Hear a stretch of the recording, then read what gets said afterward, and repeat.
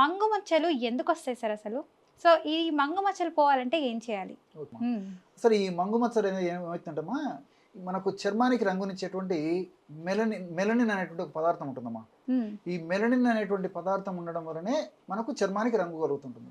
Melanin అనేటువంటి పదార్థం తక్కువగా ఉన్నటువంటి వాళ్ళకి ఈ చర్మపు రంగు ఈ తెల్లగా ఉండడం కానీ, లేకపోతే రోజ్ కలర్ ఈ కలర్ ఉండడం కానీ జరుగుతుంటుందమ్మా. హ్మ్. మెలనిన్ ఎక్కువగా ఉన్నట్లయితే అంటే ఆ యొక్క పిగ్మెంట్ రంజక పదార్థము ఆ స్కిన్ నల్లగా ఉంటుంది.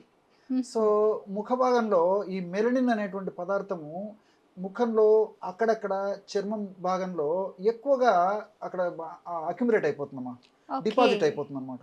ఎప్పుడైతే మెలనిన్ అనేటువంటి పిగ్మెంట్ లేదా రంజక పదార్థము చర్మ భాగంలో ఆ ముఖ భాగంలో డిపాజిట్ అయిందో అప్పుడు మనకి గోధుమ రంగు మచ్చలు కానీ, నలుపు గోధుమ కలిసినటువంటి మచ్చలు కానీ, అదేవిధంగా నలుపు గోధుమ ఎరుపు రంగు కలిసినటువంటి మచ్చలు కానీ, ఈ విధంగా రకరకాల కాంబినేషన్స్ ఉన్నటువంటి కలర్తో కూడినటువంటి మచ్చలు ముఖం మీద, బుగ్గల మీద కానీ, నుదుటి మీద కానీ, ఈ సైడ్లకు కానీ, ఈ భాగంలో కానీ, లేకపోతే లిప్స్ పైన కానీ ఎక్కడైనా ఒక్కొక్కటి కనిపిస్తుంటాయమ్మా. ఎక్కువ శాతం మందిలో దాదాపు 100లో దాదాపు 60-70% మందిలో ఈ చీక్స్ మీదనే ఎక్కువ కనిపిస్తుంటాయమ్మా. సో క్రమక్రమంగా దేహతత్వాన్ని బట్టి వివిధ రకాలైన కారణాల వల్ల ఫేస్ అంతా కూడా స్ప్రెడ్ అయ్యేదానికి అవకాశం ఉంటుందమ్మా. సో ఈ మంగు మచ్చలు వల్ల జనరల్గా చెప్పాను కదమ్మా, వేరే ప్రాబ్లం ఉండదు కానీ చూసేదానికి సౌందర్యపరమైనటువంటి ఇబ్బందులు. ఇంకోటి ఏంటంటే హార్మోన్ల ఇంబ్యాలెన్స్ వల్ల ఈ మంగు మచ్చలు రావచ్చు, మలబద్ధకం వల్ల ఈ యొక్క మంగు మచ్చలు రావచ్చు. అదేవిధంగా అల్ట్రా వైలెట్ రేడియేషన్ అమ్మా, అంటే సూర్యకిరణాల యొక్క ప్రభావము దేహం మీద పడినప్పుడు కొంతమందికి సూట్ కాకపోవడం చేత కూడా ఆ ప్రభావం చేత కూడా ఈ మంగు మచ్చలు అనేవి వస్తుంటాయమ్మా. సో ఈ విధంగా రకరకాలైన కారణాల వల్ల మంగు మచ్చలు వస్తుంటాయి. కొంతమందికి ఎలాంటి స్పష్టమైనటువంటి కారణం కూడా ఉండదమ్మా.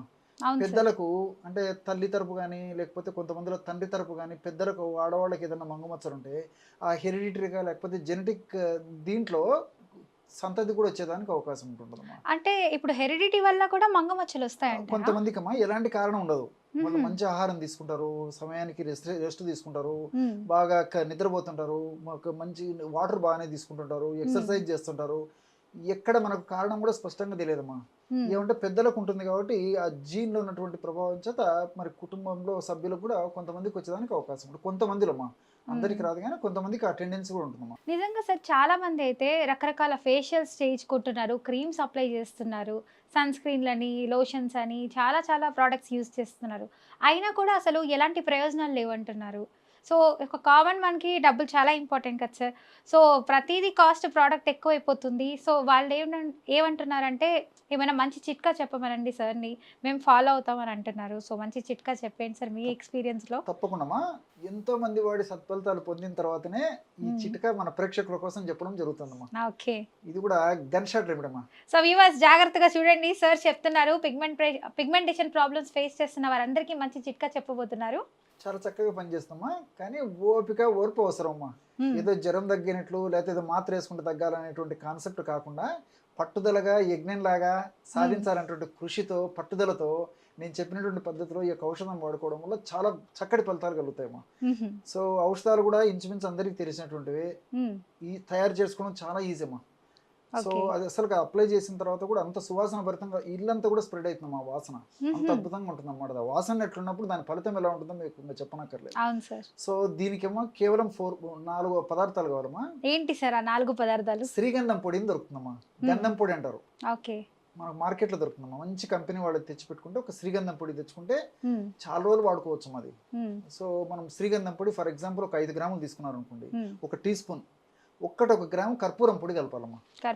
కర్పూరం అంటే కూడా ఉంట కర్పూరం కానీ, హారతి కర్పూరం కానీ, మనం దేవునికి ఇచ్చేటువంటి హారతిలో వాడేటువంటి కర్పూరం వాడుకున్నా సరిపోతుంది. 1 గ్రాము కర్పూరాన్ని జస్ట్ అలాగే అనేసేసి నలిగిపోయి పొడి అయిపోతుందమ్మా, అందులో కలిపేసేయాలమ్మా. సో 1 టీ స్పూను శ్రీగంధం పొడి, 1 గ్రాము కర్పూరం, ఈ 2 కలిపి పెట్టుకోవాలమ్మా. కలిపి పెట్టుకొని మనకు ఎప్పుడు అవసరమైతే అప్పుడు ఆ తగినంత పౌడర్ తీసుకొని అందులో రోజ్ వాటర్ అమ్మా. రోజ్ వాటర్ అంటే రోజా పూలతో తయారు చేసేటువంటి రోజ్ వాటర్ దొరుకుతుంది, పన్నీర్ అంటారమ్మా. మనకు ఈజీగా చాలా చౌక దొరుకుతుంది. సో కాస్త పన్నీర్ వేయాలమ్మా, రోజ్ వాటర్ కాస్త పాలు వేయాలి. సింపుల్ చూడండి అమ్మా, అప్రాక్సిమేట్ వేసుకుంటే సరిపోతుంది, స్పెషల్ కొలత ఎక్కలేదు, క్రీమ్ లాగా తయారు చేసుకోవాలి. సో శ్రీగంధం పొడి కర్పూరం కలిపి తయారు చేసుకున్నటువంటి పౌడర్ ఏదైతే ఉందో అందులో రోజ్ వాటర్ కొద్దిగా రోజ్ వాటర్, కొద్దిగా పాలు వేసేసి బాగా కలపడం వల్ల, రంగరించడం వల్ల మంచి క్రీమ్ లాగా, సువాసన భరితమైనటువంటి క్రీమ్ లాగా తయారైపోతుందమ్మా. హ్మ్. సో ఆ క్రీమ్ని తీసుకురమ్మా, ఎక్కడైతే మంగుమచ్చలు ఉన్నాయో ఆ మంగుమచ్చల భాగంలో అప్లై చేసేసి హ్మ్. ఒక అర నిమిషం లేదా 1 నిమిషం సేపు కొద్దిగా మర్దన చేయాలమ్మా. ఓకే. మర్దన చేసి మిగిలినటువంటి ఆ యొక్క క్రీమ్ ఏదైతే ఉందో మళ్ళా సేమ్ ప్లేస్లో అప్లై చేసేసి ఓకే. ఒక గంట సేపు ఉన్న తర్వాత తుడిచేయడం కానీ లేకపోతే కడిగేయడం కానీ చేస్తున్నారమ్మా.